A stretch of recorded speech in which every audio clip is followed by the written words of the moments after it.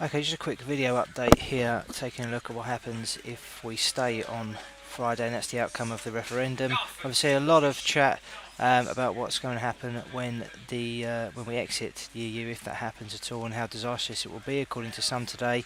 So we're going to take a look at what happens and what we expect to happen if we do indeed stay. Now, the reason we think, or why we're doing this, is because if we go by the current probabilities and odds that are on offer by bookmakers across the country. If we go by Odds Checker, which collates a lot of bookmakers' prices on the current outcome, they're suggesting nearly 81% probability that we are going to stay within the European Union. A lot of the latest polls, according to many, are fairly tight, but going by Odds Checker, the bookmakers, they are pricing in nearly an 81% probability that we are going to stay. So taking a look at where we expect there to be potential gains to be had from this and what we expect to happen on Friday morning, I think banks, both UK and European banks, are going to see quite a significant lift if we do indeed stay, and that is the outcome on Friday morning. If we take a look at the weekly chart here of the SX7E, that is the sector of European banks.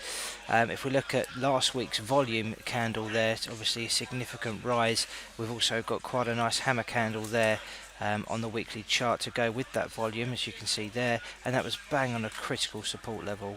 So we've seen the bulls defend that level, expecting probably the outcome to be that the UK does remain within the EU, and therefore we could see quite a significant break, particularly if it gets above this long-term downtrend that we see in place here. So that's where we expect to see some significant gains on Friday if we do stay, kind of the relief trade, if you like.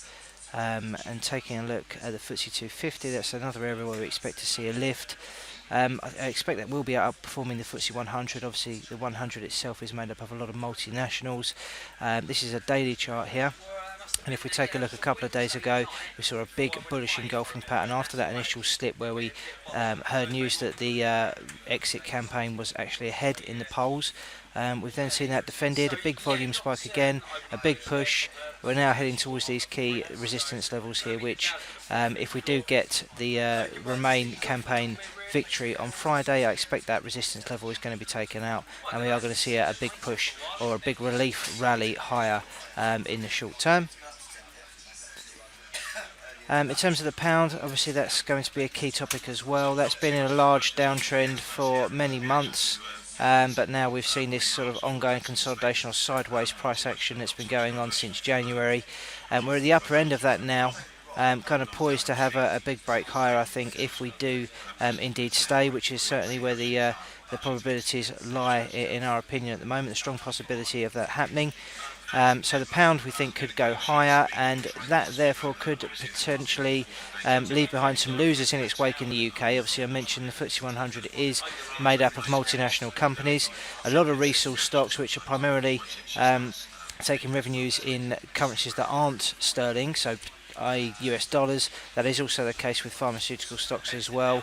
A couple of media and advertising stocks like WPP and Pearson in the FTSE 100 derive a lot of revenues outside the UK as well, and also defence companies such as BAE, Rolls-Royce, Meggitt, to name a few. Are not necessarily they're going to lose on the day as a result. Obviously, the rising tide generally lifts all boats, but we could see some underperformance from this area, and that's worth being mindful of. So obviously we have to wait and see what happens now as a result of the referendum on Friday, but that's how we expect things to play out if we do stay, which is certainly our favoured skew at the moment.